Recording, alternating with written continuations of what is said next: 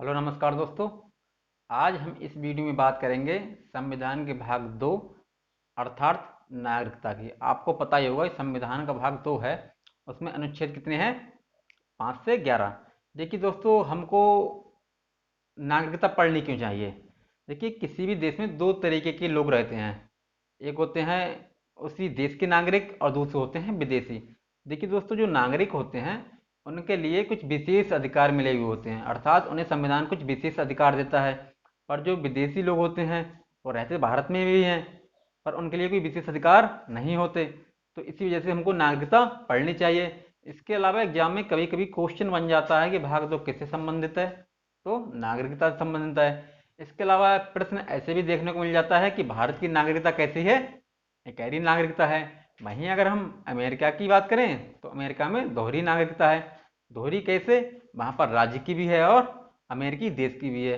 भारत में केवल एक नागरिकता है, वो है केवल भारतीय। ठीक है दोस्तों, तो आज हम इसी वीडियो में जो 5 से 11 अनुच्छेद हैं उनको हम क्रम से अध्ययन करेंगे और समझेंगे। ठीक है दोस्तों, तो उससे पहले हम एक बार ये समझ लें। देखिए दोस्तों, जब ये जो 5 से 11 अनुच्छेद हैं, ये 5 से 11 अनुच्छेद यह केवल इस बात को बताते हैं जब भारतीय संविधान लागू हुआ था। अर्थात भारतीय संविधान जब लागू हुआ था, कब हुआ था लागू? 26 जनवरी 1950 को।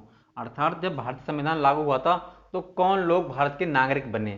तो ये जो अनुच्छेद हैं वो केवल इसी चीज़ की यहाँ पर चर्चा करते हैं कि जब भारतीय संविधान लागू हुआ था तो कौन लोग भारत के नागरिक बने। ठीक है दोस्तों, और इस प्रकार से जब जब भारतीय संविधान लागू हो गया था 26 जनवरी 1950 को, तो जो 4 प्रकार के लोग, अर्थात 4 प्रकार के लोग भारत के नागरिक बने।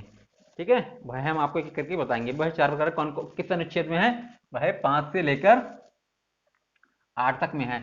इसके अलावा 9, 10, 11 इन अनुच्छेदों में नागरिकता से संबंधित कुछ और विशेष प्रावधान है। ठीक है, तो इस प्रकार से हम इनका एक एक करके अध्ययन करते हैं। देखिए दोस्तों, अनुच्छेद 5 कहता है संविधान के लागू होने के समय नागरिकता। अर्थात अनुच्छेद 5 ये कहता है कि कोई भी व्यक्ति जब संविधान लागू हुआ था 26 जनवरी 1950 को, तो वह किस प्रकार से भारत का नागरिक हो सकता था। तो उसमें कहा गया है कि व्यक्ति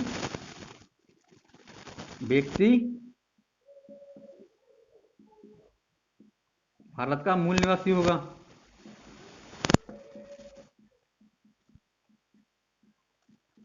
ठीक है, ये कंडीशन तो आपको पूरी करनी होगी। इसके अलावा 3 कंडीशनें दी थी उन्होंने।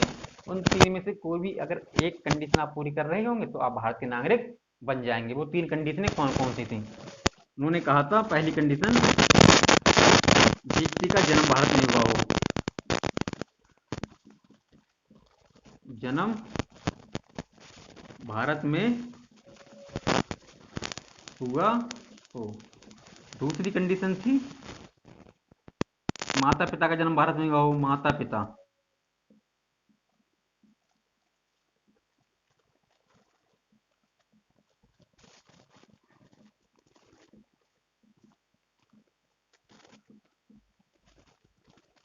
और तीसरी कंडीशन थी, संविधान जब लागू हुआ था, संविधान लागू होने के 5 साल पहले से।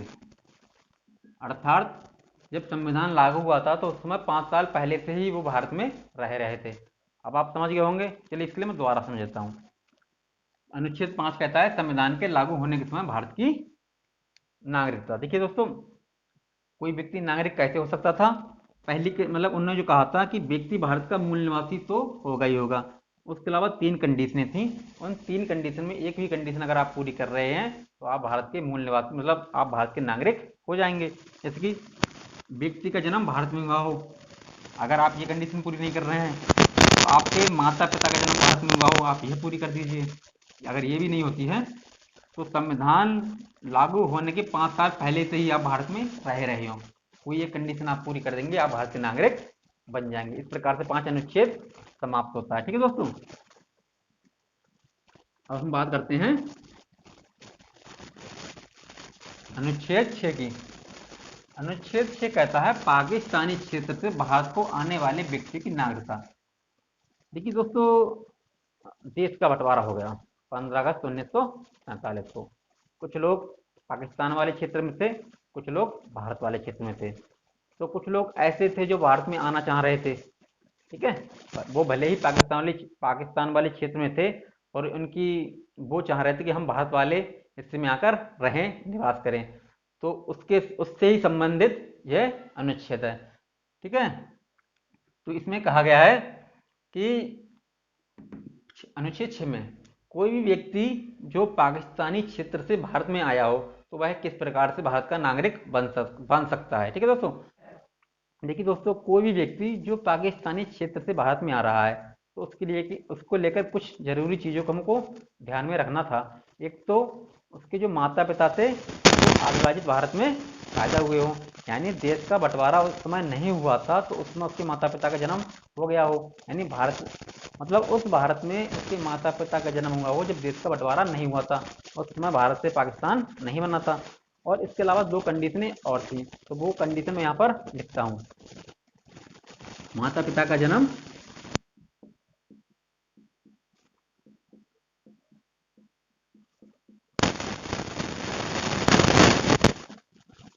अविभाजित भारत में,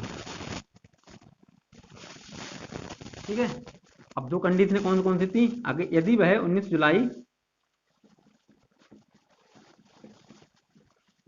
1948 से पहले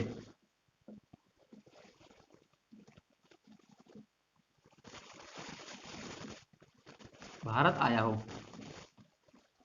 यदि वह व्यक्ति 19 जुलाई 1948 से पहले भारत में आया हो, तो उसके लिए जो नागरिकता है वो ऐसे ही मिल जाएगी। उसमें क्या था, उसमें ऐसे लोगों के लिए परमिट जारी कर दिया गया था, यानी जो लोग 19 जुलाई 1948 से पहले भारत आ रहे थे और उसी दिन से वह भारत में रहना उन्होंने चालू कर दिया था, तो उनके लिए भारत की जो नागरिकता है वो मिल जा रही थी। उसके अलावा दूसरी कंडीशन क्या थी कि यदि वह व्यक्ति 19 जुलाई 1948 के बाद में भारत आया हूँ, ठीक दोस्तों। यदि वह व्यक्ति 19 जुलाई 1948 के बाद में भारत आया तो उसके लिए भारत की नागरिकता किस प्रकार से मिलेगी। तो देखिए, ऐसे व्यक्ति के लिए दोस्तों भारत में 6 महीना तक रहना पड़ेगा। 6 माह रहने के बाद उसे रजिस्ट्रेशन कराना पड़ेगा, तब कहीं जाकर उसके लिए भारत की जो नागरिकता है वो मिल पाएगी। अब आप समझ गए होंगे, अगर नहीं समझे हैं तो मैं इसको एक बार दोबारा बता देता हूँ। देखिए दोस्तों, पाकिस्तानी क्षेत्र से भारत को आने वाले व्यक्तियों की नागरिकता, यानी कोई भी व्यक्ति जो पाकिस्तानी क्षेत्र से भारत में आना चाह रहा है, तो इसके लिए भारत की नागरिकता किस प्रकार से मिलेगी। उसके लिए उसके लिए क्या जरूरी है, उसके लिए जरूरी है कि उसके माता पिता का जन्म अविभाजित भारत में हुआ हो, मतलब ऐसे भारत में जब पाकिस्तान बिल्कुल भी नहीं बना था, यानी देश का बंटवारा उस समय नहीं हुआ था। अब उसके बाद दो कंडीशन हैं। पहली कंडीशन 19 जुलाई 1948 से पहले भारत आया हो। अगर वह 19 जुलाई 1948 से पहले भारत आया हो, तो उसके लिए जो नागरिकता है वो ऐसे ही मिल जाएगी, कोई रजिस्ट्रेशन कराने की आवश्यकता नहीं थी। उसके बाद दूसरी कंडीशन क्या है, अगर ये पूरी नहीं कर पा रहा है, दूसरी कंडीशन ये है 19 जुलाई 1948 के बाद में, यानी 19 जुलाई 1948 के बाद में भारत आया हो, उसे भारत की नागरिकता तभी मिल पाएगी जब वह 6 माह तक भारत में रहा हो, ठीक है। 6 माह तक भारत में रहा हो, उसके बाद वह रजिस्ट्रेशन कराएगा, और रजिस्ट्रेशन के बाद उसके लिए क्या मिलेगी, भारत की नागरिकता मिल जाएगी। तो इस प्रकार से दोस्तों अनुच्छेद 6 समाप्त हुआ। अब हम बात करते हैं अनुच्छेद 7 की। पाकिस्तान के प्रवर्जित, इस शब्द पे गौर करिएगा, प्रवर्जित व्यक्तियों की नागरिकता। यहाँ से देखिए दोस्तों, आपको कुछ भी समझ में नहीं आ रहा होगा आप कहना क्या चाह रहे हैं ये, ठीक है। फिर भी आप टेंशन मत लीजिएगा, मैं आपको समझा देता हूँ। देखिए, ये कहना चाह रहे हैं कि ऐसे व्यक्ति जो भारत से पाकिस्तान चले गए, मतलब देश का बंटवारा हो गया, बंटवारा होने के बाद कुछ लोग ऐसे थे जो पाकिस्तान चले गए। अब पाकिस्तान में उनके लिए अच्छा नहीं लगा। मान लीजिए आप भारत में रह रहे थे, आपने सोचा क्यों हम पाकिस्तान में चले जाते हैं, आप पाकिस्तान चले गए, पाकिस्तान में आपको अच्छा नहीं लगा, फिर आपने सोचा क्यों ना मैं लौटकर भारत चला जाऊं, ठीक है, तो यह जो अनुच्छेद 7 है वो इसी चीज की चर्चा करता है, यानी वे व्यक्ति जो भारत से पाकिस्तान चले गए और कुछ समय बाद दोबारा भारत लौट आए, मतलब वहां पर उन्हें अच्छा नहीं लगा और दोबारा भारत में वापस आ गए, तो यह अनुच्छेद उसी की चर्चा करता है। इसमें भी कुछ कंडीशन है। देखिए कंडीशन क्या है, इन्होंने कहा है कि जो व्यक्ति है वह 1 मार्च 1947 के बाद पाकिस्तान गया हो, पाकिस्तान गया हो और बाद में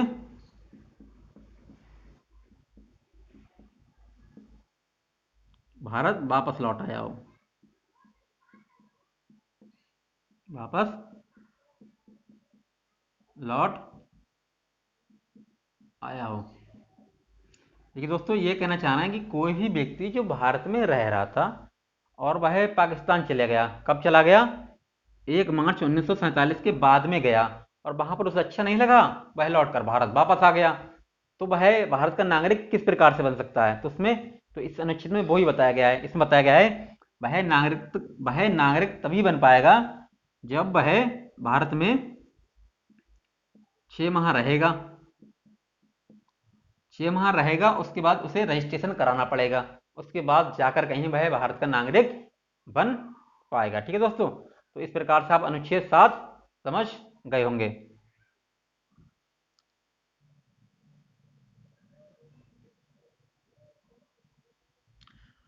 अब दोस्तों हम बात करते हैं अनुच्छेद 8 की। अनुच्छेद 8 कहता है भारत से बाहर रहने वाले भारतीय उद्भव के व्यक्तियों की नागरिकता, अर्थात मतलब जो भारतीय मूल के नागरिक हैं, ठीक है, मतलब नागरिक नहीं कहेंगे यहाँ पर अभी हम, जो भारतीय मूल के व्यक्ति हैं उनको उनकी नागरिकता से संबंधित जो प्रावधान है वह अनुच्छेद 8 में बताए गए हैं। इसमें भी कुछ कंडीशनें दी हुई हैं। इसमें कहा गया है अनुच्छेद 8 में कि कोई व्यक्ति जिसके माता पिता या दादा दादी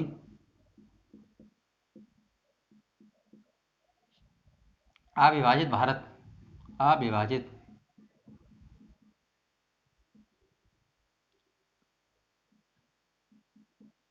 भारत में जन्म हुआ हो। ये दोस्तों यहाँ पर यह कहना चाह रहे हैं कि कोई भी व्यक्ति जो भारत से बाहर रह रहा है तो वह भारत का नागरिक किस प्रकार से बन सकता है। तो देखिए दोस्तों, इसमें यह बताया गया है कि अगर उस व्यक्ति के माता पिता या दादा दादी, अगर उनका जन्म अविभाजित भारत में हुआ है, ठीक है, तो वह किस प्रकार से भारत का नागरिक बन सकता है। ठीक है, मतलब 15 अगस्त 1947 को भारत आज़ाद हुआ था, पर उसके जो माता पिता थे उनका जन्म या उनका दादा दादी के जन्म उससे पहले कहीं और, जैसे कि 1940 में हो गया, 1935 में हो गया, मतलब उस समय देश का बंटवारा नहीं था, भारत पाकिस्तान पूरा एक ही था। और ठीक है, उसके माता पिता का जन्म मतलब उस वाले भारत में हो 1935 वाले, 1935 वाले भारत का मतलब कि उस समय भारत का विभाजन नहीं हुआ था, मतलब पूरा भारतवर्ष एक था, उसमें पाकिस्तान भी था और जो भारत था वो सब कुछ एक ही था।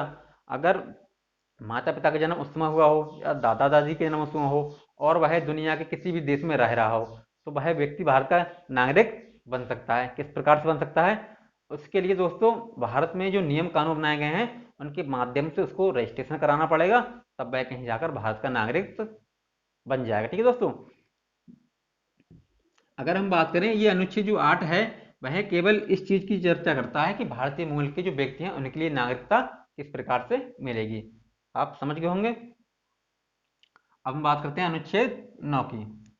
अनुच्छेद 9 कहता है स्वेच्छा से अन्य देश की नागरिकता ग्रहण करना भारत का नागरिक, ये जो गुणा है इसका मतलब है नहीं। देखिए दोस्तों, ये कहना चाह रहे हैं कि कोई भी व्यक्ति जो अपनी इच्छा से दूसरे देश की नागरिकता ग्रहण कर लेगा, ठीक है, तो वह भारत का नागरिकता नहीं रहेगा, मतलब भारत का जो नागरिक है वो नहीं रहेगा। ठीक है, समझ गए।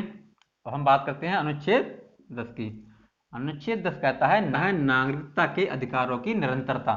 ठीक है दोस्तों, निरंतरता का मतलब हुआ है कि नागरिक की जो अधिकार हैं, यानी जो नागरिकता है वह किस प्रकार से बनी रह सकती है। देखिए दोस्तों, प्रत्येक व्यक्ति जो भारत में भारतीय नागरिक समझा जाता है या है, उसकी नागरिकता इसी प्रकार से बनी रहेगी अगर इस विषय में जो संसद है कोई कानून वगैरह बना दे।